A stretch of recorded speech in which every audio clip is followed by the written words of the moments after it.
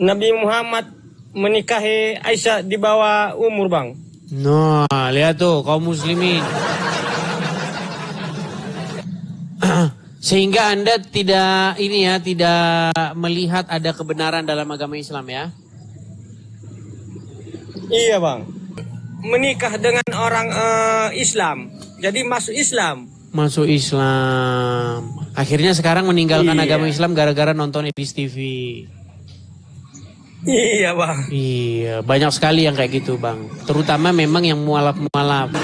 Makanya hati-hati nonton channel Edis TV. Sangat berbahaya bagi akidah kalian. Karena di sini adalah channel yang memberitakan kebenaran. Semenjak mulai umur 25 ke atas itu saya udah nyari itu, Bang. Nggak ketemu-temu. Banyak ketemu ini semenjak nonton sampean ini, Bang. Jujur aja, Bang. Sebenarnya saya ini sudah mulai masuk gereja, Bang. Gitu loh. Kan saya pelajari, saya perhatikan tuh memang saya cari celahnya ini kemana, kesalahannya kemana, kok semua di kitab itu ibaratnya saya baca itu logika itu kok dapat semua gitu loh, Bang. Nah itu saya jujur aja, Bang, saya sudah beberapa kali ini sudah masuk gereja saya, Bang, gitu. Kalau Muhammad itu kan istilahnya itu apa ya, kalau kita gambarin ini wadahnya apa, wadahnya Allahnya lah gitu loh, gambarnya Bang. Allah, betul? Citranya Allah, betul? Gambarnya, iya betul. Iya.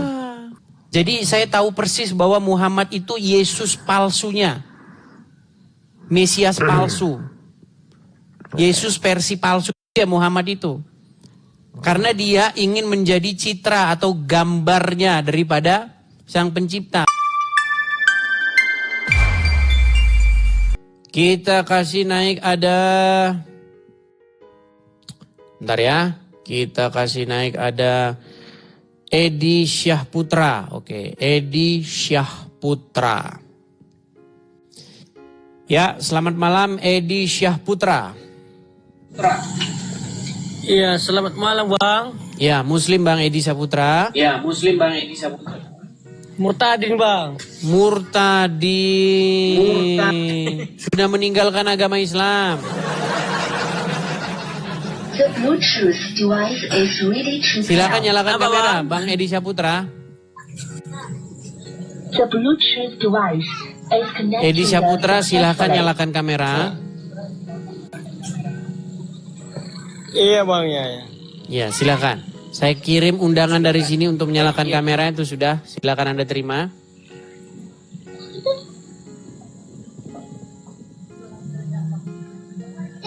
Oh, sudah, Bang. Oh iya.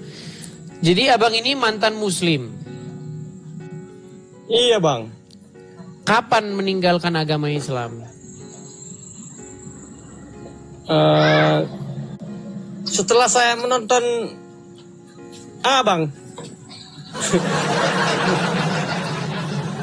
Coba salah satu yang membuat Anda meninggalkan agama Islam itu ketika Anda menonton channel ini apa? Apa yang bikin Anda akhirnya meninggalkan agama Islam? Karena banyak kali kebohongannya, Bang. Contohnya? Contohnya kayak Nabi Muhammad menikahi Aisyah di bawah umur, Bang. Nah, lihat tuh kaum muslimin. Sehingga Anda tidak melihat ada kebenaran dalam agama Islam ya? Iya, Bang. Iya. Tapi gini, Bang, kalau nanti orang menuduh bahwa Anda ini sudah Kristen gimana? Anda sekarang jadi Kristen atau gimana? Saya sekarang udah Kristen, Bang. Sekarang sudah Kristen. Jadi kemarin itu Islam. Berapa lama Anda jadi orang Islam? Kurang lebih 8 tahun, Bang. 8 tahun. Oh, sempat mualaf. Iya, Bang. Kalau dulunya saya Kristen. Sesudah itu saya kan menikah dengan orang Islam. Jadi masuk Islam. Masuk Islam. Akhirnya sekarang meninggalkan Iya. agama Islam gara-gara nonton Ebis TV. Iya bang. Iya, banyak sekali yang kayak gitu bang. Terutama memang yang mualaf-mualaf, yang sempat masuk Islam, kemudian keluar lagi dari agama Islam setelah nonton channel saya. Makanya Juma dan kawan-kawan Iya, itu, mereka sudah memfatwakan, jangan nonton channel Edis TV kalau iman kalian gak kuat. Pasti ujung-ujungnya Anda akan meninggalkan agama Islam. Iya, kan sudah pernah saya bilang bang. Iya, Bang. Satu kali orang nonton channel Edis TV, orang Islam, hatinya akan panas, terbakar hatinya. Kedua kali mereka akan mulai mencari tahu apakah yang saya katakan itu benar atau tidak. Ketiga kali mereka sudah mulai manggut-manggut mengiyakan semua omongan Iya, saya. betul, Karena Bang. yang saya katakan itu ada dasarnya, ada dalilnya. Yang keempat kali mereka tidak akan lagi menjadi seorang muslim. Makanya hati-hati nonton channel Edis TV. Sangat berbahaya bagi akidah kalian. Karena di sini adalah channel yang memberitakan kebenaran. Begitu. Iya betul bang. Oke, begitu Bang Edi Syaputra ya. Gimana bang? Oke, begitu saja kita berikan kesempatan kepada muslim-muslim yang lain. Iya bang, ya. Saya sampaikan sama saudara kita orang Muslim, janganlah lama-lama memegang agama Anda, karena kita pun tujuan hidup kita untuk hidup yang kekal, untuk ke surga. Jadi kita mengikuti orang yang sudah pernah ke surga. Jangan ngikutin orang yang ke kuburan gitu ya. Jadi pesan jadi pesan saya, siapa aja yang mualaf, ya balik lagi lah ke jalan yang benar. Oke. Susah kita. Oke, terima kasih Iya, Bang Edi Bang. Syaputra. Selamat malam. Kita naikkan muslim yang berikutnya ya. Terima kasih. Oke. Selamat terima kasih. malam, Bang. Selamat malam Bang Edi. Iya, Bang. Ya itu ya teman-teman ya. Yang inbox saya ya tentang kembalinya mereka ke Kristen setelah mereka mualaf itu banyak sekali teman-teman. Ya bahkan yang Islam sejak lahir. Kemarin ada saya lihat sih akunnya itu dia followersnya besar 50.000 ya. Bagaimana dia sudah meninggalkan agama Islam. Tapi saya bilang mau nggak bersaksi, mau nggak ngobrol ini. Tapi saya takut nanti saya dipersekusi begitu. Iya, mereka takut dipersekusi. Tapi kalau mereka mualaf, mereka akan dengan senang. Mereka memberikan bikin podcast begitu sama yang muslim-muslim. Karena apa? Karena dia tahu kalau mualaf tidak akan dipersekusi. Justru malah kalau mualaf dia nanti langsung banyak ini. Banyak tawaran. Bedanya begitu teman-teman. Kalau seseorang mualaf, nanti dia akan langsung dikasih mimbar. Langsung dia ngomong agama Islam. Contoh-contohnya siapa? Yang mualaf-mualaf yang dikasih mimbar. Irene Handono. Itu mualaf. Langsung ceramah di masjid. Apalagi yang ibu-ibu yang itu. Siapa itu? Banyak saya nggak tahu namanya lah. Kemudian Felix Xiao. Siapa lagi? Donditan. Siapa lagi? Yang mualaf-mualaf. Stephen Indra Wibowo. Siapa lagi? Hani Kristianto. Itu mualaf-mualaf semua. Dan kalau mualaf cerita, mereka percaya. Manggut-manggut di masjid. Manggut-manggut. Bahkan teman-teman, kalau mualaf ceritanya agak-agak sedikit halu juga, umat muslim di masjid percaya. Salah satu cerita yang sangat fenomenal yang diceritakan oleh mualaf adalah bagaimana ketika dia ditawari uang berapa miliar ya nih, untuk supaya dia kembali kepada Kristen. Sebentar ya, kembali kepada meninggalkan agama Islam ya. Nih, saya tunjukkan nih. Sebentar ya.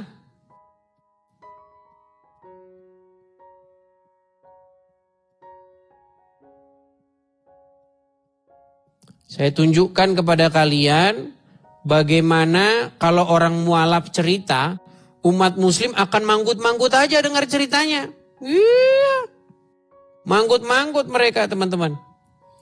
Nih, ini cerita yang sangat fenomenal ya. Bagaimana si Stephen Indra Wibowo ya ditawari uang bermiliar-miliar dia. Sebentar ya. Nih, perhatikan. Ditawari berapa? 100, ini lihat ya, lihat nih. Mau cerita beberapa tahun kemarin ada yang bawain saya duit 12M, saya bercanda, asli itu. Ngomong banyak di WhatsApp, saya diteror tadinya, terus dia WhatsApp, lembut caranya. Kamu butuh berapa untuk kembali? Saya bilang, saya nggak butuh berapa. Sudah, kamu sebutkan saja angka yang kamu mau. Saya mah pengen ngelihat uang 12 miliar tunai. Seminggu Pak dibawain. Asisten rumah tangga saya itu yang ikut ngelihat. Dibawain 3 koper ukuran orang haji itu 3 koper. Ini 12 miliar. Iya 12 miliar. Bukan mintanya 12 miliar. Saya nggak minta. Saya pengen ngelihat uang 12 miliar seberapa.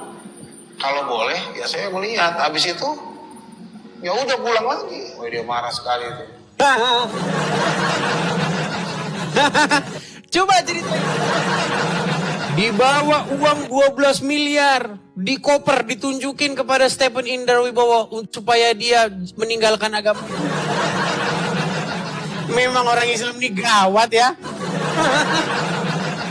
Memang kalau udah mualaf teman-teman, Anda mau dongeng, Anda mau ini, orang Islam di masjid tuh. Subhanallah. Biar kalian tahu kualitasnya orang Islam seperti apa. Itu Stephen Indra Wibowo, ya kan? Dia itu kan seorang mualaf. Seperti yang saya bilang tadi, kalau mualaf pasti dapat panggung. Dapat panggung, dikasih mimbar, dikasih khotbah Anda nanti, ya kan? Karena orang muslim seneng banget tuh kalau ada orang mualaf. Ya kan, langsung dibilang ini berilmu, sungguh berilmu mualaf katanya. Lalu apa nih? Ini sebentar ya, saya cari video yang lebih ini.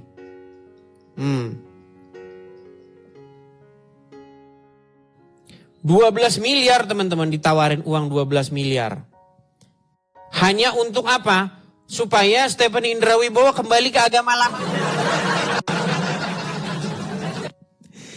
Stephen Indra Wibowo ditawari 12 miliar saudara-saudara. Nah ini sebentarnya, sebentar. Nah ini dia videonya nih, sebentar. Kita nonton bareng ya, nobar. Sekali-kali kita nobar ya. Debat terus juga, muslimnya juga gak ada ini. Sebentar, kita nonton bareng. Bagaimana Stephen Indra Wibowo ditawari 12 miliar dan umat muslim manggut-manggut, subhanallah. Perhatikan. Saya bekerja di salah satu perusahaan riset. Saya lahir di keluarga Katolik, keturunan Tionghoa. Ayah saya sampai hari ini masih di salah satu ketua di PGI, Persekutuan Gereja-Gereja Indonesia. Ibu saya alhamdulillah sampai hari ini masih hidup dan salah satu saksi hidup masuknya Tiberias di Indonesia. Saya percepat ya. Yang KKR gitulah. Dia penyembuhan massa. Nah itu salah satu yang bawa ke Indonesia ibu saya dari Amerika. Lanjut ke Leiden, dapat scholarship di Leiden. Bentar. Lulusan termuda. Dapat scholarship di Leiden. Itu dan salah satu keluarga Katolik. Stephen Indra Wibowo.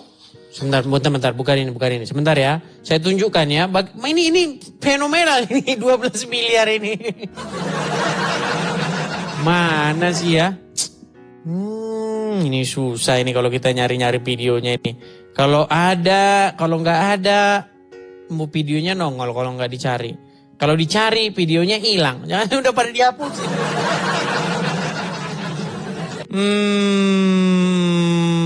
Sebentar. Kita padahal mau nonton bareng ini cerita 12 miliar ini. Mana ya teman-teman ya? Oh ini nih. Cerita beberapa tahun kemarin ada yang bawain saya duit 12M. Saya bercanda, asli itu. Ngomong banyak di WhatsApp. Saya diteror tadinya, terus dia WhatsApp, lembut caranya. Kamu butuh berapa untuk kembali? Saya bilang, saya nggak butuh berapa. Sudah, kamu sebutkan saja angka yang kamu mau. Saya mah pengen ngelihat uang 12 miliar tunai. Seminggu Pak dibawain. Asisten rumah tangga saya itu yang ikut ngelihat.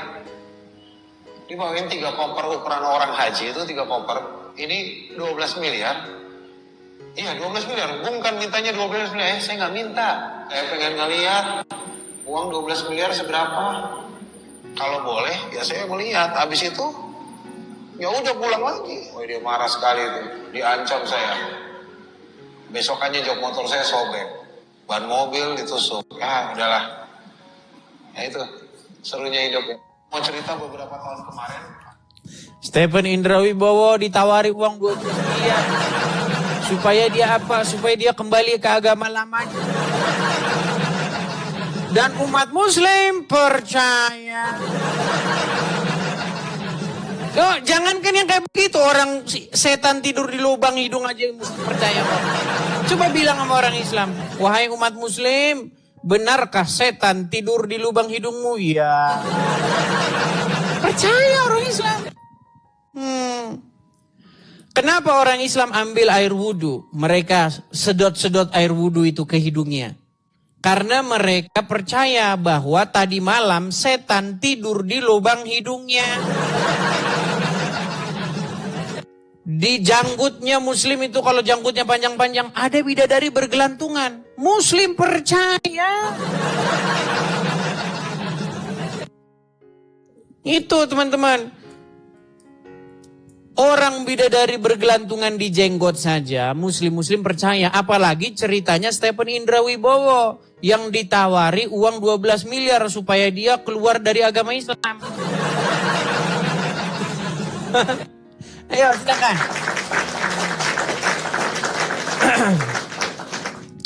Muslim yang berilmu, ayo naik kemari kita ngobrol-ngobrol.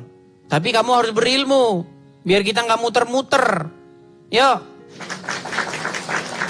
Ada saudari Arti. Yo Arti, selamat malam. Bang Edis. Selamat malam. Oh, laki-laki. Muslim bang? Iya, muslim bang. Ya, silakan bang, nyalakan kamera. Nah, bantuin bang. Oh ya. Sudah. Saya kirimkan itu. Iya bang, udah ya bang. Ini ya. Sudah. Kelihatannya. Belum kelihatan, belum bang. diterima. Simpan ya bang, terimanya simpan ya. Terima saja, terima. Oh udah ya. Ya. Bang Arti, Anda ini muslim ya? Ya, muslim. Apakah Anda ini muslim yang belajar agama Islam atau Anda ini hanya sekedar Islam-Islaman saja? Ya, dikit-dikit belajar sih bang. Dikit-dikit belajar. Sudah menyimak dari tadi? Udah dari pertama bang. Sudah Anda akui bahwa umat muslim itu punya 2 Rob? Iya benar tuh bang. Iya. Yang satu sudah meninggal, Cuman kan, betul? Iya, kalau Muhammad itu kan istilahnya itu apa ya? Kalau kita gambarin ini wadahnya tuh apa? Wadahnya Allahnya lah gitu loh. Gambarnya Allah, betul? Citranya iya, Allah, betul? Gambarnya, iya betul. Iya. Bukan berarti dia itu Allahnya, bukan. Iya. Gitu loh. Nah itu. Kalau untuk tingkatan Robnya ya sama itu, Iya. sama antara Allah sama Muhammad itu ya Rob gitu loh. Iya. Nah itu. Makanya kan ada cuman istilah, begini bang, sebenarnya ini yang saya kasih tahu sama abang ya. Sebenarnya bang, selama saya 13 tahun memperdalam agama Islam, saya tahu bahwa agama Islam itu adalah plagiatnya agama Kristen. Jadi saya tahu persis bahwa Muhammad itu Yesus palsunya. Mesias palsu. Yesus versi palsu ya Muhammad itu. Karena dia ingin menjadi citra atau gambarnya daripada sang pencipta. Padahal di dalam Bible yang menjadi gambar atau citra daripada sang pencipta itu adalah Yesus sendiri. Makanya Yesus itu firman yang menjadi manusia. Kalam. kalam yang nuzul menjadi manusia. Bukan nuzul jadi buku, nggak ada. Tapi kalam itu nuzul jadi manusia. Makanya Yesus itu adalah kalam yang hidup. Firman Tuhan yang hidup. Yang datang menjadi manusia. Makanya dia menjadi gambar daripada Allah itu. Makanya Yesus bilang, barang siapa yang melihat aku, dia melihat dia yang mengutus aku. Jadi orang yang melihat Yesus itu sejatinya adalah orang yang melihat Bapa di sorga. Bukan berarti Yesus itu Bapa di sorga, enggak. Yesus itu bukan Bapa di sorga. Tetapi dia itu gambarnya, citranya. Contoh sederhananya gini. Saya dengan foto saya. Foto saya itu siapa? Foto saya itu saya, gambar dari saya. Tapi bukan diri saya sendiri. Contoh, ketika foto saya dibakar. Apakah saya ikutan terbakar? Kan tidak. Ketika foto saya itu kecemplung ke dalam air, apakah saya kecemplung? Enggak. Tapi foto saya itu adalah cerminan gambar daripada saya. Nah, Bapa di surga juga begitu, Bang. Dia itu tidak terjangkau, tidak terhampiri, tidak terbatas ruang dan waktu. Nah, dia mengejewantahkan keberadaannya itu. Mengejewantahkan bahwa dirinya itu ada. Dengan mengutus yang namanya perkataannya. Menjadi manusia. Nah, itulah yang harus diikuti manusia. Yang harus dijadikan suri tauladan. Yang harus dijadikan rob. Itu Yesus, bukan Muhammad. Kalau orang ikut Muhammad, ujung-ujungnya main lempar-lemparan batu di Arab. Lempar-lempar batu, minum air kencing onta. Nah, itu kalau menjadikan Muhammad sebagai robnya, menjadikan Muhammad sebagai junjungannya. Makanya saya bilang, bertaubatlah. Stop, pecat atau pensiunkan Muhammad jadi robmu. Ganti dengan Yesus. Begitu. Kalau Bang, kalau umat sebenarnya, kalau umat ini menjadikan Muhammad sebagai rob, akhirnya jadi kayak gini, Bang. Nih, saya kasih ini ya, saya balikan kamera saya. Nih, inilah kalau orang sudah menjadikan Muhammad sebagai robnya, sebagai panutannya. Lihat nih, apa yang mereka lakukan nih, main lempar-lemparan batu. Nih. Mereka datang ke Arab, apa yang dilakukan umat Muslim nih? Umat Muslim main lempar-lemparan. Nih. Ya. Apa yang dilakukan umat Muslim ke Arab? Mereka main lempar-lemparan, Bang. Ini menara, Bang, pilar-pilar ini ada 3 nih, Bang. Dulunya cuma 1 nih, Bang. Makin dilempar makin gede. Nah. Ini mereka. Tuh, itu. Belum lagi yang minum kencing onta, pipis onta.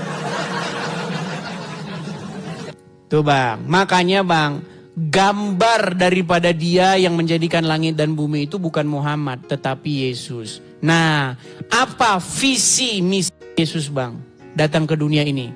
Supaya semua manusia menjadi serupa dan segambar dengan Yesus. Tuh. Makanya manusia itu harus lahir baru, jadi seperti Yesus. Makanya ada lagunya itu, Bang.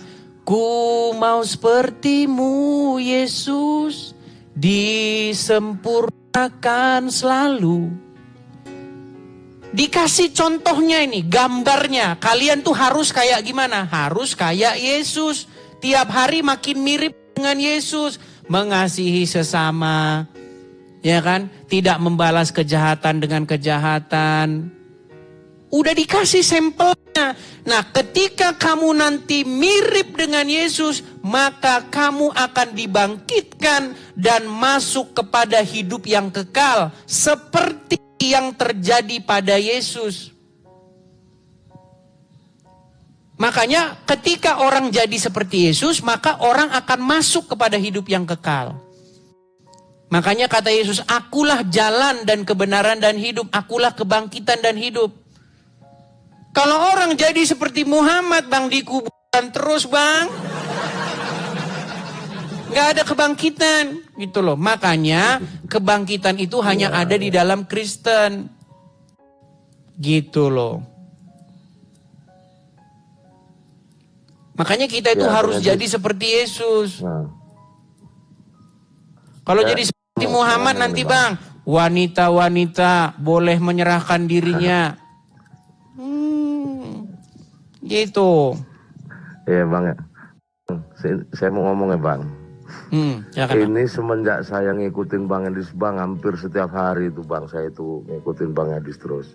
Saya memang lama benar itu dari dulu, dari zaman saya masih mungkin ya menginjak mulai umur 25 ke atas itu saya udah nyari itu Bang. Nggak ketemu-temu, banyak ketemu ini semenjak nonton sampean ini Bang. Jujur aja Bang, sebenarnya saya ini sudah mulai masuk gereja Bang, gitu loh. Jadi ya saya tahu perlu Bang. Ya ini gak apa Bang, saya ngomong Bang. Saya udah mulai masuk ini Bang. Saya mulai masuk. Ya pertama kali saya masuk itu saya merasakan apa ya, sejuk gitu loh. Ada kesejukan dalam hati. Ada istilahnya itu. Saya menemukan perasaan saya itu menemukan dunia baru gitu loh. Nah itu. Makanya saya semenjak ngikutin sampai inilah saya coba gitu, saya cari pakai logika gitu Bang ya. Istilahnya logika kita lah, pola pikir kita gitu ya. Ya kalau kita, saya nggak mau ngomong banding-bandingin sama yang sebelah dan sebagainya, nggak. Intinya mungkin saya juga dibukakan kebenaran itu gitu loh. Nah masuk akal semua. Saya mulai buka Injil, baca Injil segala macam itu. Dia dilahirkan itu, dia datang untuk ibaratnya itu satu orang salah, satu orang berdosa, dia dilahirkan untuk nebus dosa-dosa itu, dan dia mampu gitu loh Bang. Saya perhatikan di situ saya pelajari pelan-pelan saya pelajari, saya perhatikan tuh memang saya cari celahnya ini kemana, kesalahannya kemana, kok semua di kitab itu ibaratnya saya baca itu logika itu kok dapat semua gitu loh Bang. Nah itu saya jujur aja Bang, saya sudah beberapa kali ini sudah masuk gereja saya Bang gitu. Nah makanya semenjak nonton sampean, jujur aja semenjak nonton sampean saya asli ketemu semua saya itu Bang gitu loh. Makanya di situ saya bedakan ya, saya dulu sempat belajar tasawuf, sempat belajar makrifat gitu di situ kan. Saya nyari terus saya gali terus itu ya itu pribadi saja, saya nggak mau ngomong lah Bang ya, itu rahasia saya pribadi sama Tuhan aja lah gitu. Artinya ya mungkin itu jembatan saya untuk jalan ke sini gitu loh. Nah istilahnya cari kebenaran itu semuanya saya dapat gitu loh. Ya logika, semuanya logika lah Bang, karena kita kan belum pernah mati Bang, kita nggak pernah ke sana gitu loh. Kita nggak tahu. Kalau kita pernah ke sana tahu mah enak, kan gitu. Satu-satunya yang tahu jalan ke surga adalah orang yang tahu pernah ke sana. Gitu. Dia bangkit gitu loh Bang. Iya, satu-satunya orang yang tahu, satu-satunya yang tahu ada apa setelah kematian, ada orang yang pernah mati dan kembali dari kematian itu, kan gitu. Betul. Dia bisa cerita, sudah pasti dia bisa cerita karena dia sudah tahu ya pernah kesana. Kalau kita kan nggak ada yang pernah tahu nih misteri manusia hidup gitu loh. Cuman dia yang bisa mecahin dari zaman sejarah Nabi Adam itu. Bahkan Nabi Adam kalau saya baca berbuat dosa dan sebagainya. Nah, sementara dia ini lahir, dia ini sempurna gitu loh. Artinya dia bisa menjalankan perintah-perintah Taurat dan kitab-kitab sebelumnya itu sempurna lah bahasanya gitu. Semuanya bisa dia lakukan gitu loh. Nah itu semuanya ada gitu. Nah, ya itulah teman-teman intrik kekristenan itu ya, supaya kita itu menjadi manusia baru gitu di dalam Yesus begitu. Artinya kita itu kembali kepada citra dan gambar kita seperti itu. Tapi saya belum dibaptis Bang, udah hampir setahun saya Bang. Ya boleh mendatangi gereja terdekat ya kan. Artinya gereja-gereja yang injili, maksudnya gereja-gereja yang pengajarannya sehat begitu. Karena jangan salah, banyak juga gereja-gereja yang nggak sehat, banyak. Makanya pilihlah gereja yang sehat, ya kan, yang mengajarkan Injil yang benar, yang Alkitabiah, begitu. Iya. Seperti itu. Oke, begitu. Islam saya sekarang Bang Arti. Islam masih. Ya. Oke. Oke. Kita Kayaknya berikan cukup ya, kesempatan Bang, ya. kepada muslim yang lain ya. Terima kasih Bang banyak, Arti, Edi. selamat Mantap, malam. Bang. Sehat, Oke, sehat saya selalu, turunkan nih Edi. Bang. Amin, amin, saya turunkan ya. Siap, Ya, makasih. itulah ya teman-teman. Jadi kita itu memang harus memberitakan yang sebenarnya, walaupun pahit begitu ya. Walaupun banyak orang yang waduh panas kesetanan. Tapi ya memang yang saya katakan fakta kan. Kalau Anda menjadikan Muhammad sebagai suri tauladanmu, menjadikan Muhammad sebagai sosok yang Anda ikuti, pasti nanti Anda akan berperilaku, berpola, bertingkah seperti, saya kasih contoh misalnya nih. Ini adalah salah satu contoh nih, akibat ikut Muhammad. Nih, nanti dibilang saya manu lagi, ini anak mengapa Anda begitu-begitu loh. Sekarang saya tanya, ini dia megang botol. Di dalam botol ini adalah vivis unta. Unta. Sekarang saya tanya, dia memegang botol isi vivis unta ini karena siapa? Ya karena Muhammad. Masa iya karena Paulus, karena Yesus, ya kan? Atau karena Petrus, atau karena Yohanes dia megang ini? Kagak, karena Muhammad. Makanya saya bilang, jika Anda menjadikan Muhammad sebagai suri toladanmu, Anda nanti lama-lama ikutan kayak yang digambar ini. Loh, sekarang nih, kalau Anda tidak percaya lagi nih, saya kasih contoh yang lain nih. Ini adalah contoh bagaimana orang ketika mereka pergi naik haji ke Arab. Ini, nih contoh ya, nih lihat. Mereka datang ke Arab, apa yang dilakukan umat muslim nih? Umat muslim main lempar-lemparan. Nih, lempar-lemparan batu. Apa yang dilakukan umat muslim ke Arab? Mereka main lempar-lemparan, Bang. Ini adalah... Nih, lempar. Nih, saya percepat ya. Nih, saya percepat nih. Ini lempar-lempar batu nih. Bang, seperti mainan anak-anak. Lempar-lemparan, camping-campingan.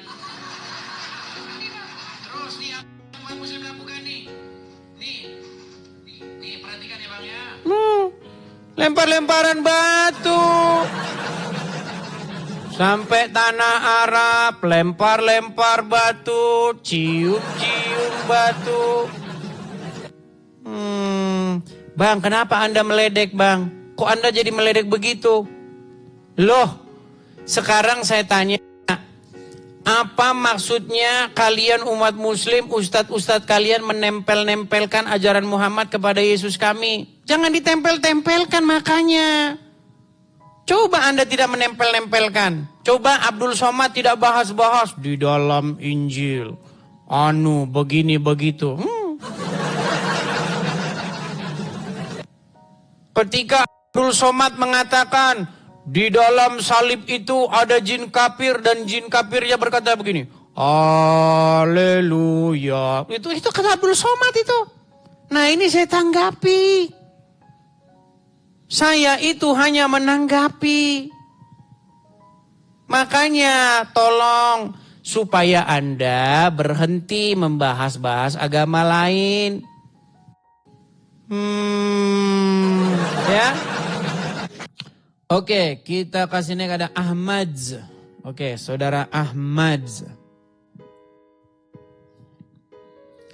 Ya, saudara Ahmad. Makasih Ziger, makasih Bang Ziger, Jiper. Ya, Ahmad. Selamat malam, saudara Ahmad. Apakah Anda ini seorang muslim, Bang? Secara KTP ya, Bang. Waduh, ini gaswat ini. Kenapa Anda sudah bilang KTP? Karena agama warisan. Agama warisan, tetapi Anda tidak melaksanakannya ya? Kayaknya enggak deh. Iya, Bang, Kalau Anda melaksanakan agama Islam, Anda itu nanti pasti jadi orang jahat. Percaya nggak? Percaya nggak tahu sih bang. Nggak Nah, pernah udah gitu. mulai ragu-ragu kan. Bang, menurut Al-Quran, di dalam surat At-Taubah ayat 29, perangilah orang-orang yang tidak beriman kepada Allah dan Rasul-Nya. Ada nggak ayatnya? Aku kurang paham sih bang. Kayaknya ada bang. Ada. Ada. Ada. Anda disuruh memerangi orang-orang yang tidak beriman kepada Allah dan Rasul-Nya. Sampai mereka bayar. Diperangi sampai bayar bang, bukan sampai masuk Islam. Enggak. Anda tidak peduli sebenarnya saya masuk Islam atau tidak. Tidak peduli. Tetapi Anda harus, tujuan Anda harus sampai saya mengeluarkan duit. Mungkin itu Islam yang cuma belajar kulitnya aja bang. Itu Islam yang belajar Al-Quran bang. Kalau Islam yang tidak belajar Al-Quran, ya memang mereka baik, rata-rata baik begitu.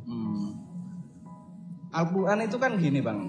Kalau menurut saya ya, memang ayatnya kan sepotong-sepotong. Cuma rata-rata itu orang nggak mempelajari secara penuh bang, gitu bang. Saya mempelajari secara penuh bang.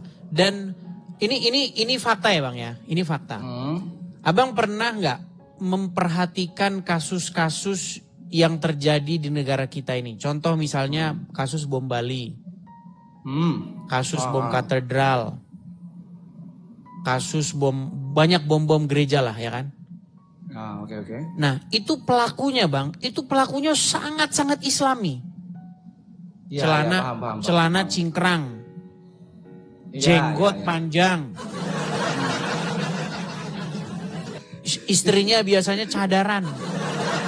Lebih dari satu paling istrinya. Bukan hanya cadaran tapi lebih Biasanya dari satu. bukan cuma satu, ya banyak istrinya. Begitu. Itu kan Islam yang ikut budaya bang. Tapi menurut saya itu Islam yang sangat-sangat menjalankan agama Islam. Menurut saya sih enggak gitu. Seharusnya Islam itu ya kehidupan lah. Bukan budaya Arab yang dibawa ke Indonesia, khususnya Indonesia ya. Kan celana cingkrang itu kan make sense kalau dipakai di Arab karena di sana daerahnya berpasir, jadi nggak boleh pakai celana terlalu panjang takutnya kotor. Seperti itu. Loh, tapi Kalau kata menurut Muhammad, logika saya. Tapi kata Muhammad, celana yang matanya itu di bawah mata kaki itu tempatnya di neraka. Loh, tapi Muhammad lupa celananya yang ke neraka. Loh iya, celananya yang ke neraka bukan orangnya. Nah, bentar ya. Nih, saya bacakan hadisnya ya. Nih. Hadis. Itu namanya masalah isbal itu ya. Sebentar saya ini kan ya. Boleh. Sebentar. Saya sebutkan hadisnya ya. Nih, saya balik kamera saya sebentar ya Bang ya. Celana di atas kata kaki tempatnya di neraka.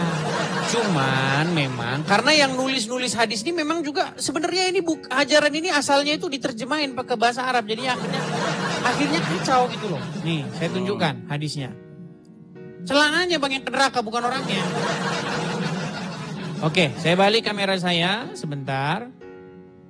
Kita hilangkan dulu efeknya ini. Oke. Kelihatan ya Bang ya?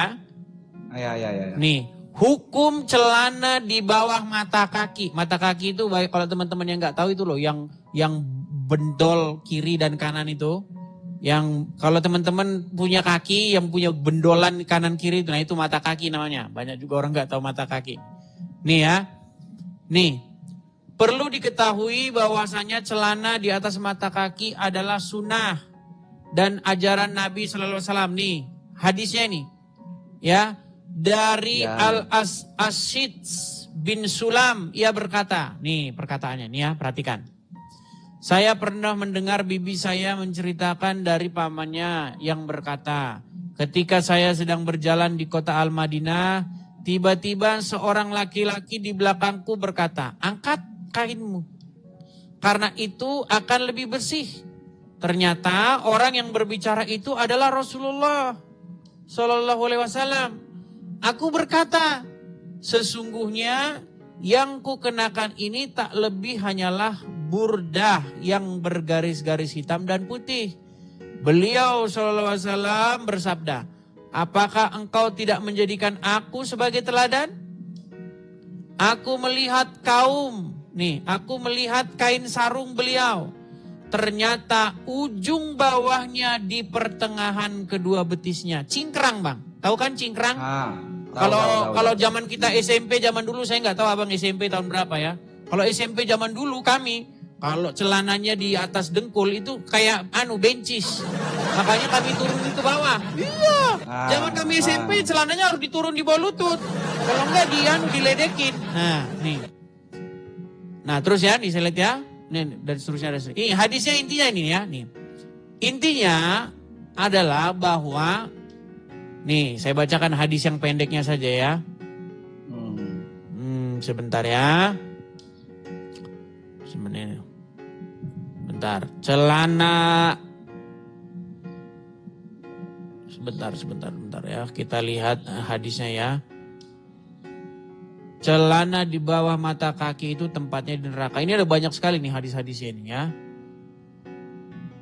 Nah ini ya. Kain nih, nah ini dia hadisnya. Nah. Kain yang berada di bawah mata kaki itu berada di neraka. Ini Bang, kain yang berada di bawah mata kaki berada di neraka. Kainnya Bang. Nah iya, kain yang di neraka. Gitu.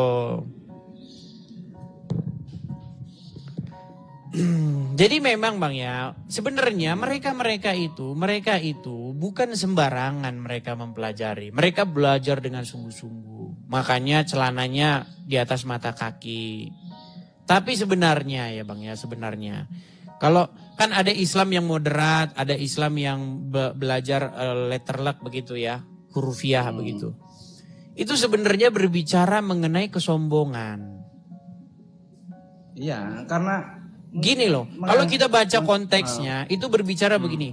Bagaimana ketika ada orang-orang yang kaya yang memboros-boroskan bahan kainnya sampai diseret-seret. Abang tahu kalau nikahan orang-orang luar negeri yang perempuan sampai celananya digendeng-gendeng. Ada orang gendeng-gendeng. Nah itu makanya kelebihan bahan.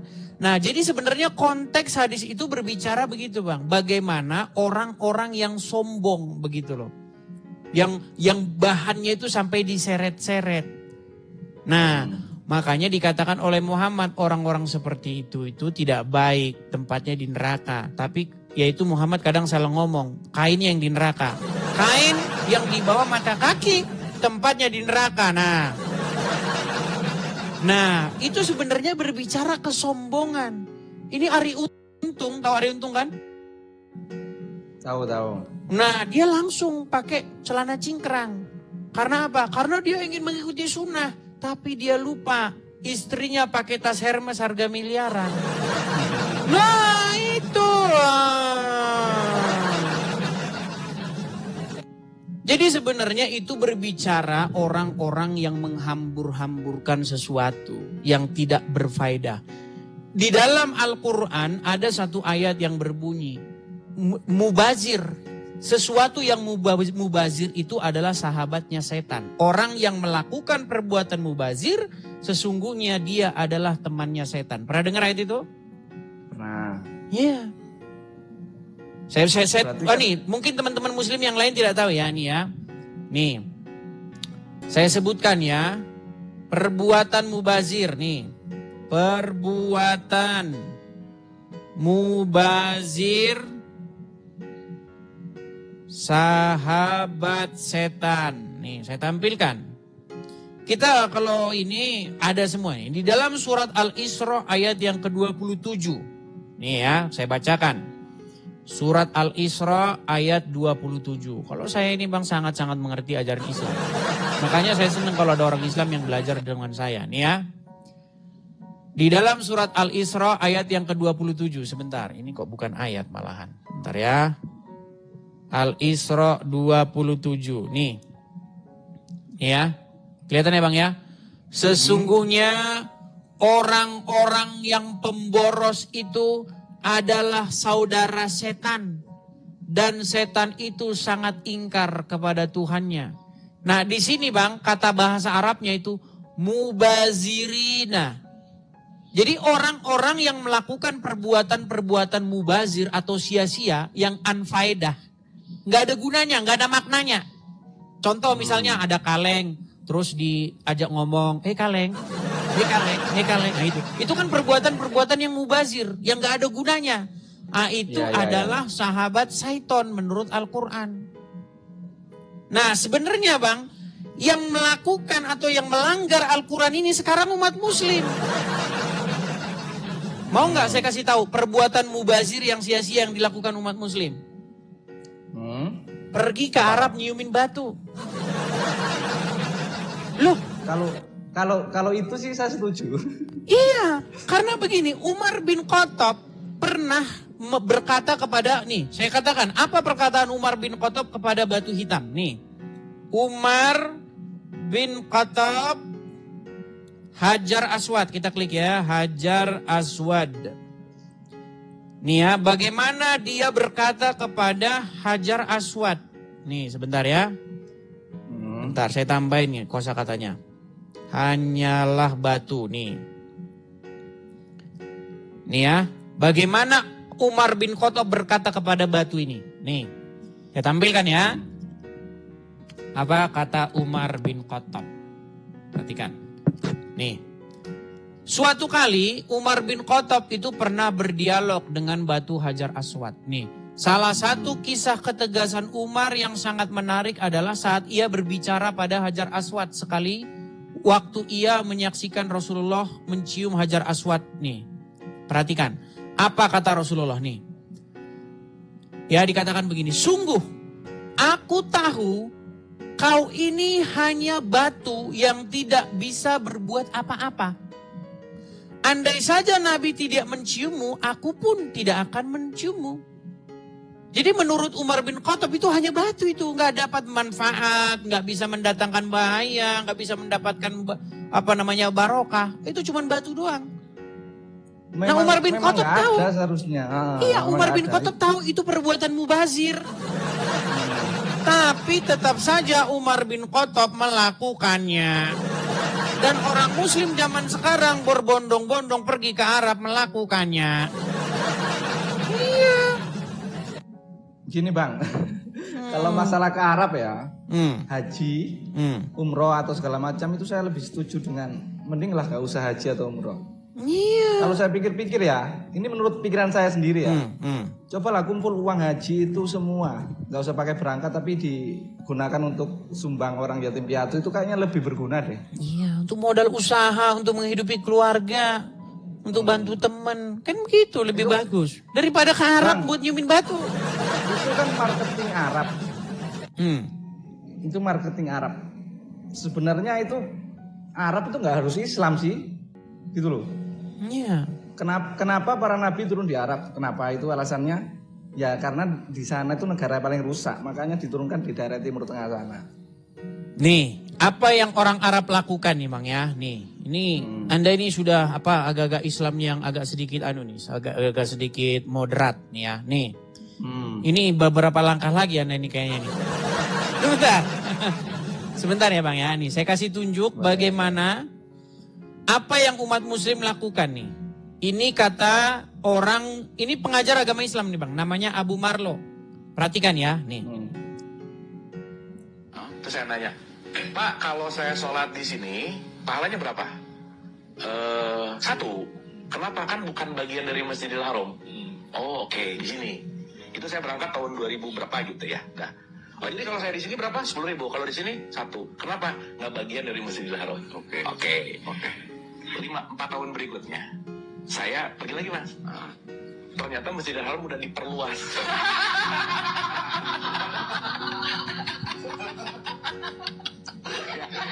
Saya nanya lagi.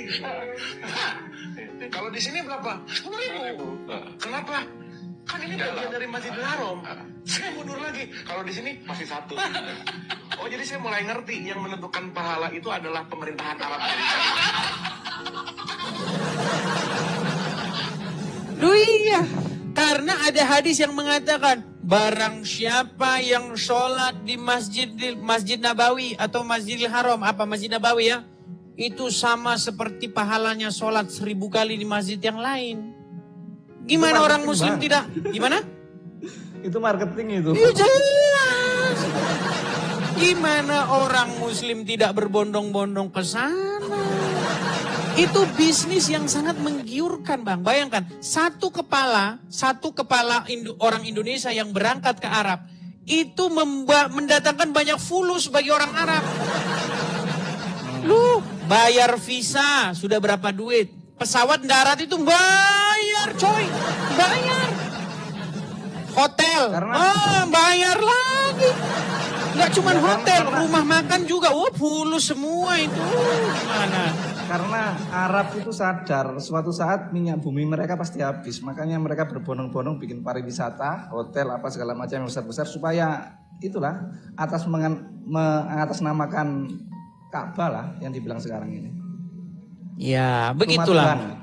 Tapi begini, Bang, kalau ketika saya membaca Al-Qur'an, nih, ini penting ya. Makanya saya mengundang muslim-muslim sebenarnya yang ustadz-ustadz. Gini. Tidak pernah ada di dalam Al-Quran itu disuruh berhaji ke kota Mekah.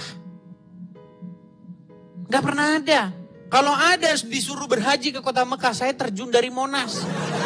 Gak ada. Kalau disuruh berhaji, iya. Laksanakanlah haji, ada ayatnya. Tapi kemana haji? Haji itu ke Baitullah. Baitullah itu ada di mana menurut Al-Quran? Di Baka. Baka. Sama orang Islam diedit jadi Mekah. Karena orang Islam tidak suka Baka, sukanya Mekah. Begitu. Nanti langsung dibilang, ya Baka itu ya Mekah itu. Ah, ini udah mulai ngarang bebas. Sejak kapan Baka jadi Mekah? Sejak kapan? Kalau gitu bukan Madiun, Badiun aja kalau gitu. Iya. Bukan Bandung. Bukan Bandung, Bandung. Ah, itu aja. Oh, itu tidak ada salah satupun indikasi bahwa Baka itu adalah Mekah, nggak ada. Begitu, Bang. Iya sih, memang racun itu namanya mabuk agama itu, Bang. Kebanyakan orang yang maaf tapi ya, ini orang Indonesia memang akhirnya agak jongkok semua rata-rata. Jadi pemahaman agamanya itu gampang dibelokkan oleh oknum-oknum tertentu. Apalagi kayak apa ya, kalau dibilang para habib itu keturunan apa segala macam, mereka lebih. Wah, itu bisnis lagi tuh. Oh, itu bisnis kenceng itu, bro. Bayangin. Mereka sampai sini bawa botol, ya, isinya rambut. Nggak tahu rambut siapa, bisa aja itu rambut istrinya. Dibilang katanya, ini rambut Nabi. Langsung umat muslim. Dipeluk rambut lagi. Nangis. Tapi jangan lupa, bayar dulu coy kalau mau meluk rambut Nabi. Nah, Itulah. Sendal. Ini sandal Nabi ini sudah. Dari mana itu bisa tahu dari mana itu sendalnya Muhammad? Bagaimana ininya? Ujiannya bagaimana? Nah, itu makanya, Bang.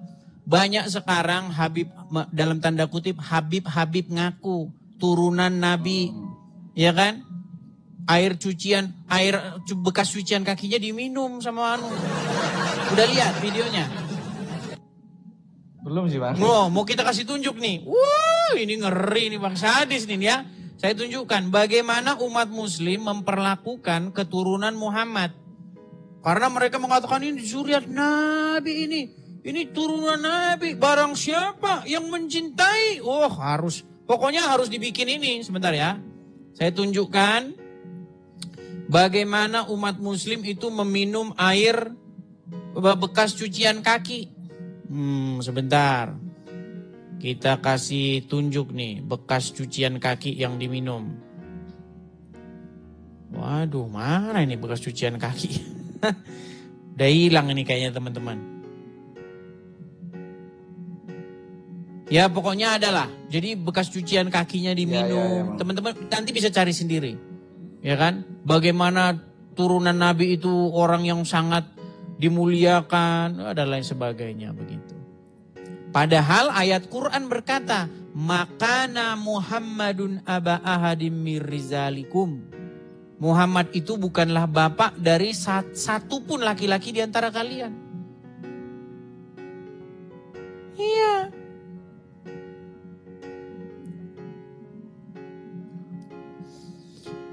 Jadi mereka biasanya menegaskan ayat-ayat tentang kemuliaan Muhammad. Apa ayat-ayat yang mereka ini kan? Bagaimana orang yang minum darah Muhammad itu otomatis masuk surga. Iya. Ada gitu Bang? Ada hadisnya. Barang siapa yang minum darah Muhammad, itu tubuhnya itu tidak akan disentuh api neraka. Nih ya. Ini banyak abang yang tidak tahu nih. Minum darah Nabi nih ya. Bagaimana ada orang minum darah Nabi? Nih, ini Muhammad ya. Nih, coba. Ini kalau yang ngomong ini pasti abang langsung percaya nih. Karena ini ustadz yang diperhitungkan di Indonesia ya. Coba ustadz siapa? Siapa? Oh, ini sangat terkenal ini ustadznya. Pasti Anda akan langsung tahu suara siapa ini. Dengar ya. Suaranya pasti sangat familiar bagi Anda. Coba, nih. Saya pernah dengar cerita tentang sahabat yang meminum darah Nabi SAW. Sedangkan dalam Al-Quran minum darah itu dilarang. Darah itu haram.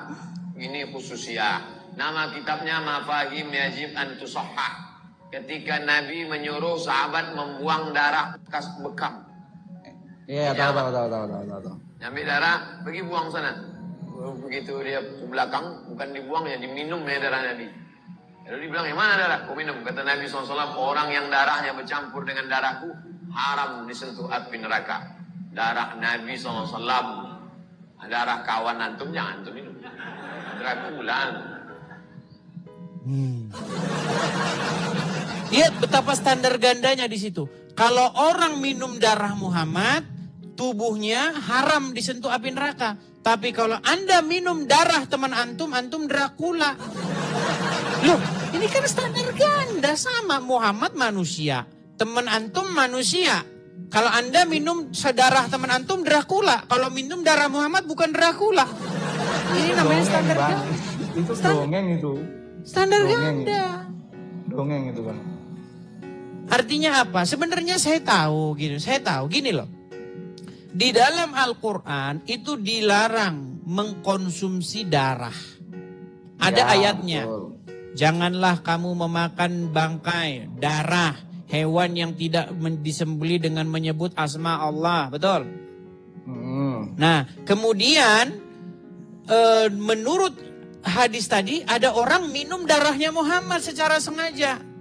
Ketika darah Muhammad diminum, seolah-olah Muhammad tidak peduli dengan ayat Al-Quran. Dia malah mengatakan, orang yang darahnya bercampur dengan darahku haram disentuh api neraka. Hadis ini saya teliti Bang, saya teliti. Saya sampai pada satu muara apa? Ternyata memang hadis itu digunakan oleh para dalam tanda kutip turunan Muhammad. Supaya apa? Supaya mereka bisa cerita kepada muslim-muslim yang unyu-unyu. Lihat nih, ya, orang yang minum darahnya Nabi yang dikatakan haram mereka disentuh api neraka. Itulah kami, di dalam diri kami mengalir darah Nabi. Sebenarnya itu maksudnya Bang. Supaya apa? Supaya keturunan-keturunan Muhammad ini dimuliakan. Gitu. Jadi sebenarnya Bang, saya itu meneliti ajaran agama Islam itu sudah sangat mendalam. Sangat dalam sekali saya teliti ajaran agama Islam itu. Di dalam agama Islam itu.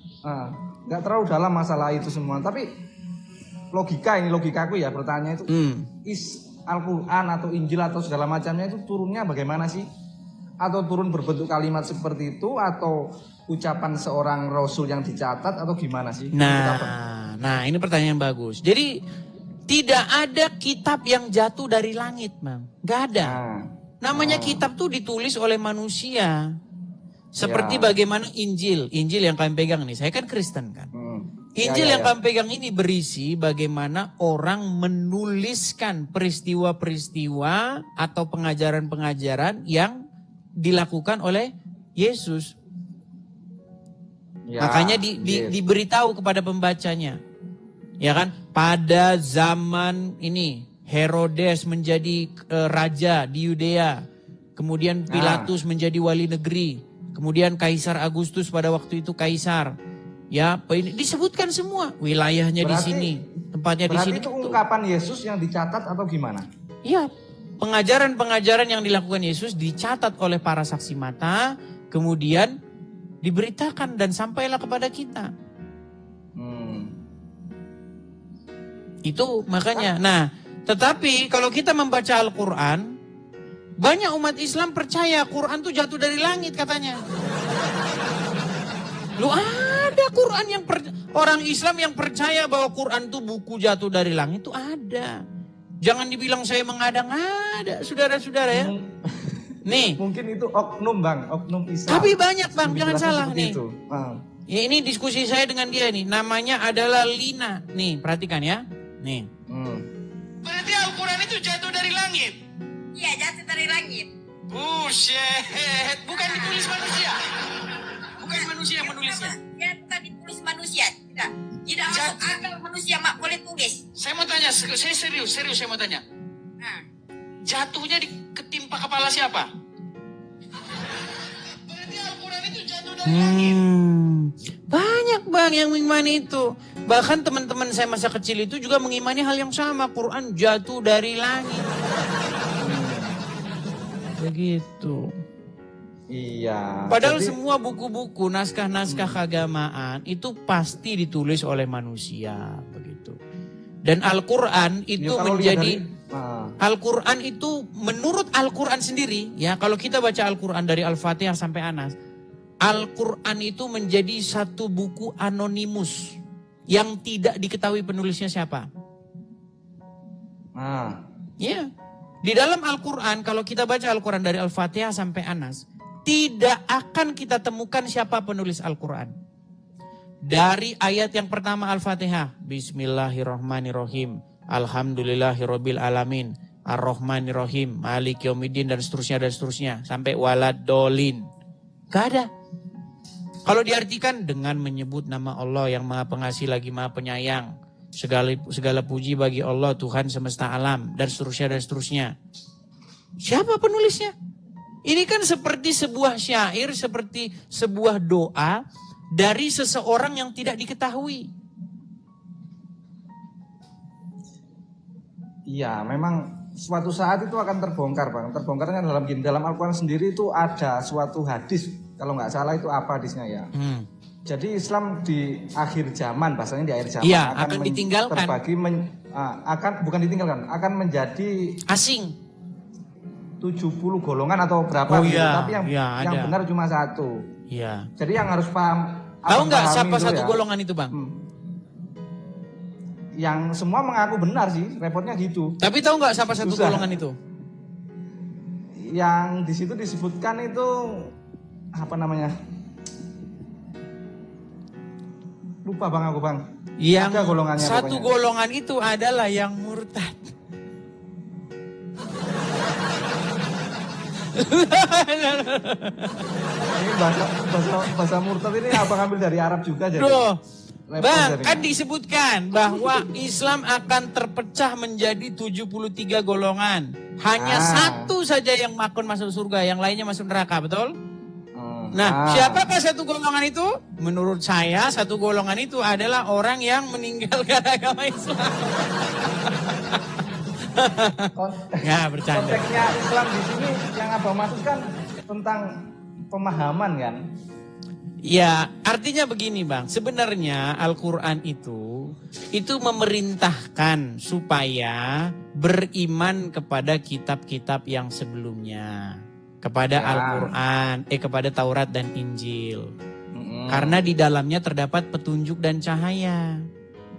Ya. Iya.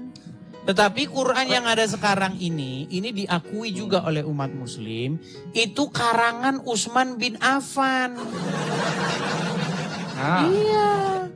Di dalam Quran surat Al-Baqarah ayat yang kedua.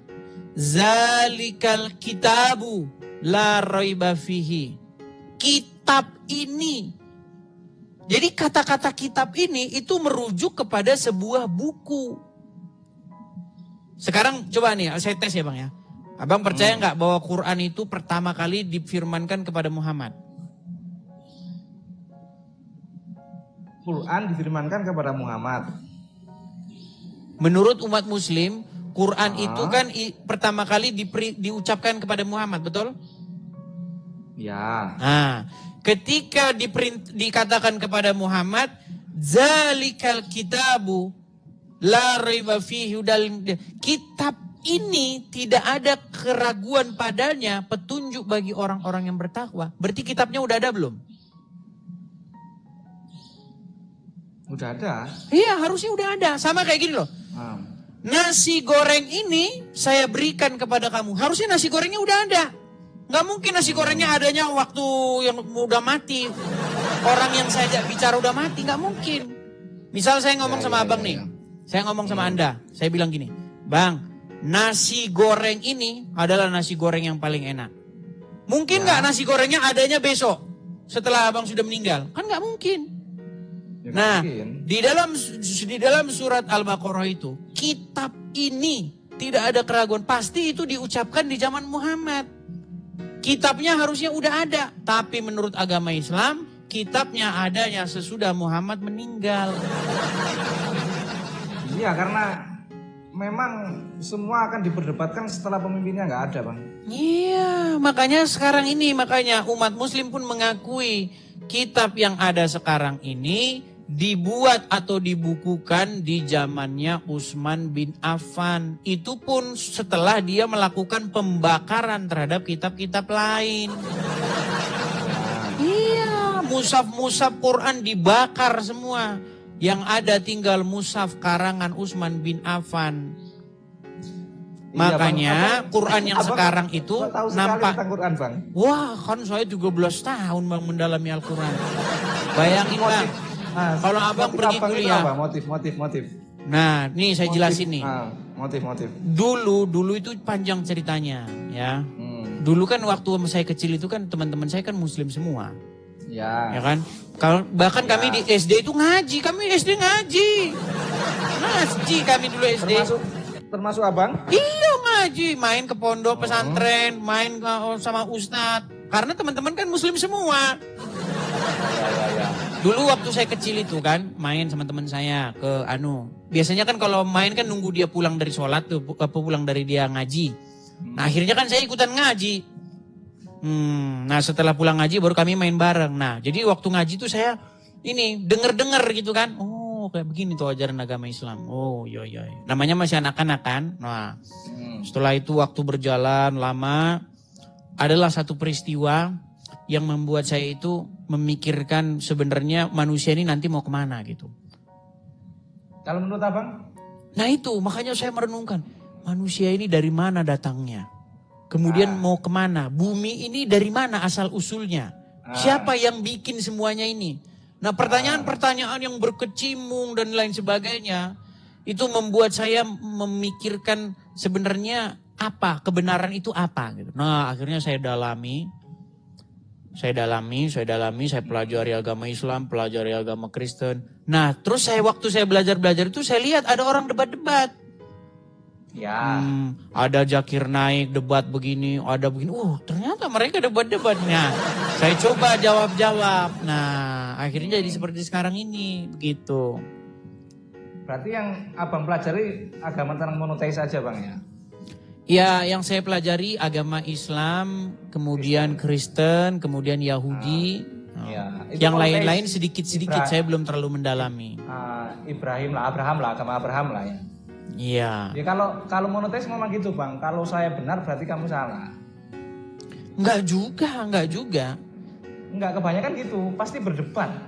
Kebanyakan pasti berdebat. Iya, karena begini, karena kalau kita mempelajari agama Islam dengan kita mempelajari agama Kristen, memang akhirnya nanti nggak ketemu karena bertentangan. Banyak contoh-contoh yang bertentangan dalam ajaran Islam dan Kristen. Banyak hal. Misalnya apa? Misalnya apa yang paling Anda mau pahami? Saya takutnya nanti kalau saya bahas Anda pun nggak paham. Soal apa? Makanan, babi haram. Soal surga misalnya, atau soal makanan. Neraka. Gimana? Surga neraka. Ya, soal surga neraka. Coba. Surga neraka. Coba. Di dalam Quran ada nggak surga? Ada. Ya, terjemahannya. Tapi itu salah terjemahan itu. Salah persepsi menurut saya, bukan salah penerjemahan. Iya, jadi Salah persepsi otak sebenarnya gini manusianya. Bang. Kata surga, swarga, itu sebenarnya milik agama Hindu. Benar. Iya. Jadi di dalam benar. agama Hindu ada tingkat. Ada swarga, ada nirvana. Kemudian ada yang paling tinggi itu namanya moksa. Itu yang paling tinggi. Ya, yang menyatu dengan alam itu Iya, namanya yang menyatu dengan sang pencipta, itu moksa Ya, namanya. moksa. Nah, di bawahnya moksa itu ada nirvana, ada swarga. Nah, kosakata bahasa Hindu ini dicolong oleh Kristen dan Yahudi Indonesia. Kristen dan Islam Indonesia. Nah, akhirnya kata surga ini kita pakai di terjemahan kita. Terjemahan Bible bahasa Indonesia dan terjemahan Quran bahasa Indonesia. Padahal di dalam Quran itu, Allah itu akan menghadiahkan jannah. Ya, Jannah itu kebun, Bang. sih. Jannah itu kebun. Oh, surga dari mana? Kebun. Iya, Bang. Jannah dalam bahasa Arab itu surga. Kalau di Indonesia itu nggak ada jannah. Bukan Jadi, surga. Jannah itu bahasa Indonesianya itu kebun. Oh, nggak percaya. Taman. Ini yang paling inti Bang, pertanyaan dari saya Bang, paling inti. Menurut Anda itu Tuhan itu sosok atau bukan? Ya sosok lah, pribadi lah. Tetapi dia itu juga punya yang namanya spirit atau ruah atau roh. Nah, rohnya Tuhan. Jadi Tuhan itu pengen, kalau ini dalam ajaran agama Kristen Bang ya, Tuhan itu pengen supaya manusia itu dipenuhi dengan rohnya, roh yang daripada dia. Ya. Jadi ketika rohnya Tuhan itu hinggap atau tinggal di hati seseorang, maka seseorang itu akan mirip dengan Tuhan itu. Makanya manusia, kalau di dalam Bible, kalau abang baca Quran maupun baca Bible, itu sebenarnya ketika Tuhan menciptakan manusia, ya kan, citranya Tuhan di muka bumi, mengasihi sesama manusia, merawat bumi. Yang ada sebaliknya. Yang ada manusia itu malah jadi gambarnya setan, ngerusak alam, ya kan, membunuhi sesamanya manusia. Nah itu makanya jatuh manusia itu dalam dosa, gagal Adam yang pertama itu. Makanya anak keturunannya juga jadi seperti bapaknya, seperti Adam. Ya kan, anaknya membunuh sesamanya manusia dan lain sebagainya, perang sana sini, nuklir sana sini. Ya kan, sikit-sikit penggal lehernya. Kan itu. Ya kan? Nah makanya Yesus datang. Yesus tuh kalau di dalam Bible Bang, Yesus tuh Adam yang kedua. Kalau dalam Bible? Di dalam Bible Yesus tuh Adam yang kedua. Makanya dia itu nggak lahir dari hubungan seksual, dari ini, enggak. Dia Adam yang kedua. Makanya Adam yang pertama itu gagal. Dia jatuh ke dalam dosa. Nah kemudian ada Adam yang kedua yaitu Yesus. Dia berhasil. Dikatakan dalam Bible itu dia taat sampai mati. Nah makanya Yesus berkata roh Tuhan ada padaku. Jadi ketika Yesus taat sampai mati, maka dia itu dikatakan dalam Bible dibangkitkan. Dia itu bangkit. Dia masuk kepada hidup yang kekal. Nah Jadi sebenarnya pesan Injil itu supaya manusia itu jadi seperti Yesus. Menjadikan Yesus itu sebagai contohnya. Contoh yang harus ditiru. Biar kita itu masuk kepada hidup yang kekal juga besok. Oke. Iya. Berarti ya Yesus itu wujud Tuhan itu sendiri kan? Iya, makanya Yesus berkata, barang siapa melihat aku, ia telah melihat dia yang mengutus aku. Itu kata Yesus. Nah kita ini bang harus nyontoh Yesus itu. Kalau dijahati jangan balik jahati orang. Harus mengasihi, bahkan orang yang menganiaya kita sekalipun kita harus mengampuni. Ketika Yesus diperlakukan, disalibkan, apa kata Yesus? Ampunilah mereka karena mereka tidak tahu apa yang mereka perbuat. Nah biar kita itu jadi seperti Yesus. Jadi gambarnya dia. Kembali pulih citra kita seperti sebagaimana sedia kala. Tapi jangan seperti Muhammad. Masalahnya jangan seperti Muhammad. Nah itu bang. Bang, kenapa ada demikian sama Muhammad? Loh, ketika saya baca cerita tentang Muhammad bang. Waduh. Bang, 1/5 harta rampasan perang buat Muhammad. Mana, ayo. Wanita-wanita boleh menyerahkan dirinya kepada Muhammad. Ayo, apalagi? Muhammad menikahi anak di bawah umur, apalagi? Menyuruh manusia minum air kencing onta. Ayo, aduh banyak lagi bang. Bang, saya nggak meledek lo enggak. Ini yang saya bilang nih fakta gitu loh. Muhammad tuh tidak layak, tidak pantas jadi suri tauladan. Dia nggak pantas jadi contoh yang harus kita mirip seperti dia. Yang harus pantas kita mirip seperti dia itu adalah Yesus, Tuhan Yesus. Gitu loh bang. Itu pesan saya kepada teman-teman muslim. Ya, saran saya itu cerdaskanlah bang kehidupan bangsa ini bang. Nah, ya masalahnya gimana bang ya? Tapi Koa aja digede-gedein, gimana mau cerdas? Yang abang bawa ini masalahnya perbedaan jadi. Loh, tapi kan memang benar. Kalau Anda mirip seperti Muhammad, Anda akan cium-ciumin batu ke Arab. Karena Muhammad kan yang nyium-nyiumin itu. Betul nggak? Akhirnya umat muslim berbondong-bondong nyiumin batu. Betul nggak? Terus nanti Anda akan main lempar-lemparan batu juga. Itu sih menurut saya sebenarnya itu cuma simbolik aja sih. Simbolik menurut saya. Apapun itu simbolik. Simboliknya bagaimana? Ya sebenarnya simbolik kalau orang bisa secara nalar otaknya bersih menerjemahkan ya nggak mungkin sampai ke situ. Iya gini loh bang, masalahnya umat muslim itu kan menjadikan Muhammad sebagai suri tauladan. Dikatakan dalam Al-Quran, di dalam dirinya terdapat suri tauladan yang baik, betul? Ya. Nah, makanya umat muslim melakukan seperti apa yang dilakukan oleh Muhammad. Ya. Nah, jika Anda melakukan apa yang seperti Muhammad lakukan, bayangin bang. Belum nanti saya tunjukkan hadisnya. Bahwasanya kiamat tidak akan terjadi sampai umat muslim membunuh orang-orang Wahyudi. Dan banyak hadis-hadis lain. Jika kamu bertemu dengan Nasrani dan Yahudi di jalan, maka desaklah mereka ke jalan yang sempit. Persempitlah jalan mereka. Itu bertolak belakang dengan ajaran Yesus bang. Apa kata Yesus? Jika kamu mengasihi orang yang hanya mengasihi kamu saja, apakah upahmu? Bukankah mereka juga melakukan hal yang sama? Mereka mengasihi juga orang yang mengasihi mereka? Ya. Karena kalau kita mengasihi orang yang mengasihi kita artinya impas, bener gak? Ya impas. Impas. Makanya Yesus mengajarkan yang lebih tinggi. Tetapi aku berkata kepada kamu, kasihilah orang-orang, bahkan orang yang membenci kamu. Mintalah berkat bagi orang-orang yang mengutuk kamu. Walaupun kita dikutuk bang, tapi kita tetap memberkati mereka. Beda jauh bang dengan ajaran Yesus. Makanya bang, kita itu harus seperti Yesus. Menjadikan Yesus sebagai suri tauladan kita. Contohnya, jadi Tuhan, jadi Tuhan kita. Ya kan dalam Islam pun Yesus itu disebut Isa kalau nggak salah. Iya, masalahnya Yesus versi Qurannya. Yesus versi, Bang, Kan Yesus versi.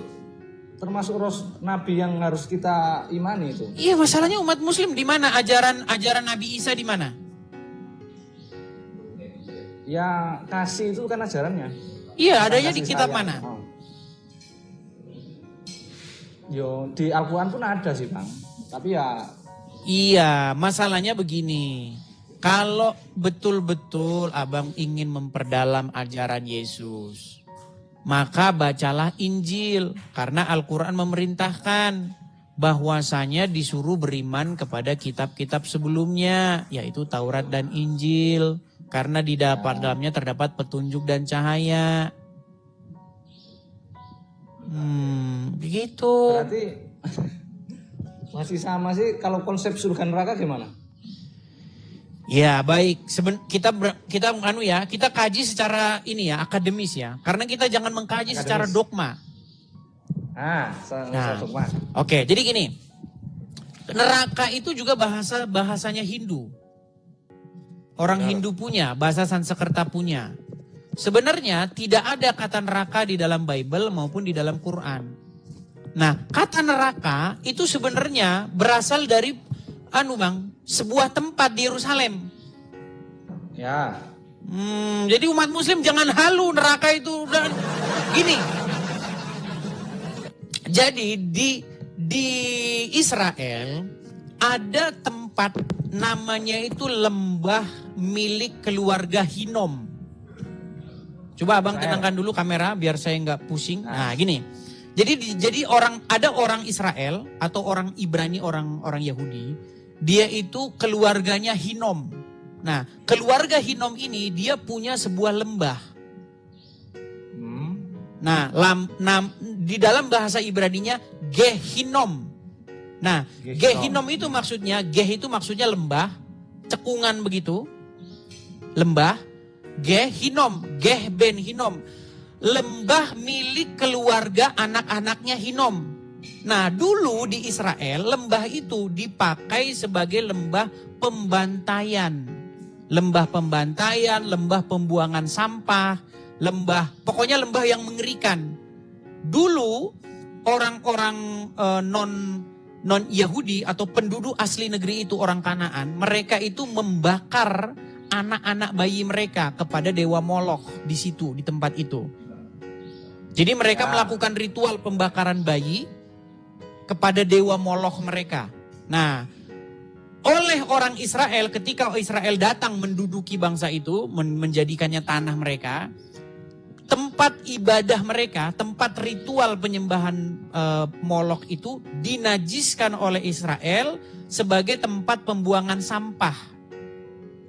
Ya kan? Dan juga pernah dijadikan tempat pembantaian. Nah, kata itu dikutip oleh Yesus. Tempat itu digunakan oleh Yesus sebagai lambang penghukuman. Makanya mereka akan dibuang ke Gehinom. Nah, kata Gehinom ini muncul di bahasa Yunani, Gehinom. Sama orang Arab dicolong jadi Jahanam. Loh, itu asal usulnya. Neraka itu tempat yang nggak mengenakan lah. Iya, tapi bukan seperti yang didongengkan oleh orang Islam. Tempatnya ada, dilihat sekarang masih ada. Tinggal beli tiket pesawat, berangkat, udah langsung ketemu tempatnya di sono. Nih, saya kasih tahu asal usul kata jahanam ya. Ini saya harus mengajar yang akademis juga kadang-kadang teman-teman, ya. Iya, biar ada isinya, Bang. Ya, biar ada isinya. Kita jangan bahas yang sifatnya dogma terus. Ya, Jangan kita bahas yang sifatnya dogma, hal-hal yang kosmik terus. Kita bahas hal-hal yang sifatnya real, ya. Nih, kata jahanam, ya, akar kata, nih, biar Anda saya kasih tunjuk. Bentar ya. Nih ya, saya kasih tunjuk. Jahanam. Ini sebenarnya asal usul kata jahanam itu dari perjanjian baru. Dari kutipan Yesus Gehinom. Nih, perhatikan kata jahanam. Nih ya, jahanam. Perhatikan, kita bahas ya. Jahanam, bahasa Arab nih. Ini udah pernah saya bahas juga, Bang. Orang Arab kadang-kadang salah tulis. Kata jahanam ini kadang-kadang ditulis jahim. Karena dulu itu nggak ada harokatnya. Ini kan huruf ja, ini huruf ha, ini huruf nun, ini huruf mim. Ini bisa juga dibaca jahim, bisa juga. Kalau harokatnya di ini. Ini huruf nun ini kalau titiknya 2 di bawah kan jadi huruf ya. Ya. Iya, jahim bisa jahim juga. Memang huruf H-nya ini beda. Ada huruf H, ada huruf H, kan 2 huruf H. Ya kan? Kan itu kan gundul Bang, gak ada harokatnya itu. Iya, dulu gundul, dulu gak ada harokatnya. Ini pembahasan kita besok. Besok kita bahas ini. Ini hal-hal yang akademis begini belum nyampe ilmu-ilmu orang Islam biasa. Nih ya. Apa di sini dikatakan ya? Nih, jahanam, terjemahan jahanam adalah neraka tempat penyiksaan yang memiliki 7 pintu. Ini kata-kata 7 pintu ini ngarang bebas ini. 7 pintu dan setiap pintu tingkat dan seterusnya Nih, etimologi, perhatikan. Nih, jahanam berasal dari kata jahanam nih. Akar huruf JHM. Memiliki banyak arti. Salah satunya adalah ini. Ini kajian-kajian dogma. Tapi kalau kita mengkaji secara etimologis, kata ini sebenarnya tidak berasal dari kata ini. Kata jahanam ini berasal dari kata gehinom. Nih, saya tunjukkan sumbernya ya. Bentar ya. Sekali-kali kita harus teman-teman ya. Nih Bang. Ini sayangnya bahasa Inggris ya. Mau saya terjemahin Bang? Nih. Boleh. Nih Gehenna. Nih kata Gehenna ini. Atau Gehinom Hebrew. Ben Hinnom. A valley of Hinnom. Ini lembah dari Hinnom. Ya. Adalah satu tempat yang di dalam Bible seperti yang saya ceritakan tadi. Ini tempatnya itu ada ini. Ya. Nih, Gehinom, tempat pembuangan sekarang tempat pembuangan sampah. Nah, etimologi nih. Nih, secara etimologi akar katanya berasal dari ini. Dari Valley of Son of Hinnom. Lembah milik keluarga anak-anak Hinnom. Nih. The name Gehenna derives turunan dari bahasa Yunani nih, Koine Greek yang ditemukan dari bahasa di dalam Perjanjian Baru. Nih. Ini asal usulnya dari Bible. Jadi kata jahanam itu berasal dari istilah Bible. Makanya kalau abang belajar Quran, ditarik tafsir-tafsir, itu kata jahanam itu masuk ke dalam kata-kata mustaribah. Bahasa-bahasa yang diambil dari kitab-kitab terdahulu. Masalahnya umat muslim tuh udah langsung anti kalau disuruh sekolah kayak begini. Mereka lebih senang baca ini tausiah di... Ya. Orang-orang yang malas berpikir sih sebenarnya Pak. Rata-rata kan cuma yang dipelajari tentang pahala sama dosa aja kan. Padahal itu kan hal yang dipercaya itu kan hal yang gak bisa dibuktikan.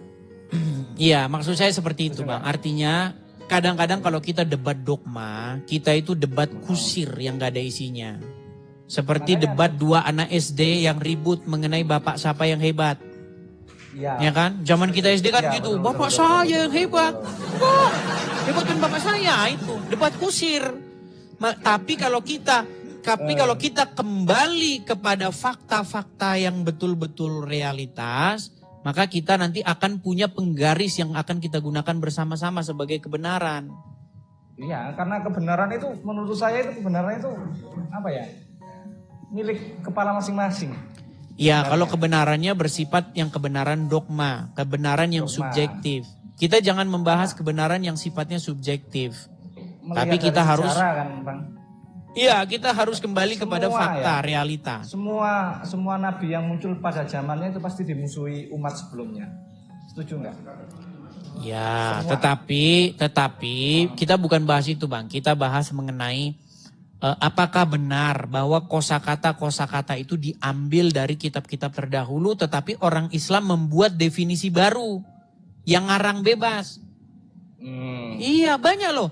Injil. Apa itu Injil? Kenapa kok kitabnya dikasih nama Injil? Coba umat muslim ditanya, pusing 7 keliling bang. Injil itu berasal dari bahasa Yunani juga. Dari dua suku kata. Eu dan Angelion. Jadi Evangelion. Dalam bahasa Arab jadi Injil. Artinya berita gembira. Apa berita gembira? Berita gembira bahwa Sang Mesias, the Messiah, telah datang. Mesias itu kan bahasa itu bang, bahasa Ibrani. Bahasanya orang Ibrani kan? Iya, the Messiah itu, Mesiah itu dicolong juga sama orang Islam jadi Al-Masih. Jadi Hamasiah itu jadi Al-Masih. Cuman orang Islam kan malas belajar gitu. Ketika umat muslim mereka mengembalikan pengertian-pengertian itu sesuai dengan dari mana kosakata itu berasal, maka diskusi kita sebenarnya tinggal satu langkah lagi. Kan muslim kan bikin definisi sendiri. Israel apa artinya? Mengusap. Mengusap dari Hongkong. Al-Masih. Apa arti Al-Masih? Mengusap. Lu pikir tukang pijit tapi tukang urut gimana? Hamasiah tuh. Istilah-istilah itu banyak bang. Terus istilah mana, wasalwa. Ada kan dalam Quran? Apa mana itu? Itu juga istilah-istilah yang diambil dari kitab-kitab terdahulu. Cuman umat muslim langsung alergi. Dengar Injil dengan Taurat. Kafir. Kafir. Gimana? Gak tahu kafir itu apa sebenarnya bang? Kafir itu apa sih sebenarnya? Ya itu juga ada kajian khusus nanti, tapi kapan-kapan lah. Makanya saya itu sebenarnya sangat merindukan ada seorang akademisi muslim yang naik ke sini. Tapi sayang, takut nanti kalau mereka bicara nanti dipersekusi itu, saya tahu. Iya, betul. Betul. Setuju. Ada sebenarnya bang, ada. Ada. Umat muslim yang mereka mendalami agama Islam, terus sudah nggak percaya lagi sama Islam, banyak jumlahnya. Bukan tahun 2000 saya, tapi nanti langsung dianggap murtad bang. Ya, 2014, 2015 saya itu punya teman-teman dari mahasiswa UIN atau IAIN gitulah pokoknya ya. Ya, dari IAIN Universitas Islam gitu. Saya ngobrol-ngobrol dengan mereka. Ya memang rata-rata mereka begitu, udah nggak percaya lagi dengan agama Islam. Iya. Kata-kata abang itu sebenarnya ya memang menyinggung kata orang-orang umat ini nih yang di bawah. Ya makanya saya ajak berargumen kan, saya undang mereka untuk datang berargumen. Tapi mereka ya hasilnya cuma engkel-engkelan aja bang, satu ngeyel. Iya kalau yang awam ya ngeyel-ngeyelan, kalau orang awam. Tapi kalau orang belajar pasti enggak lah. Enggak. Tapi orang yang belajar pasti langsung dianggap itu murtad sih. Iya. Oke, gitu aja bang ya. Iya bang. Oke, terima kasih bang. Terima kasih. Bang apa ini namanya? Hafidz ya? Ahmad.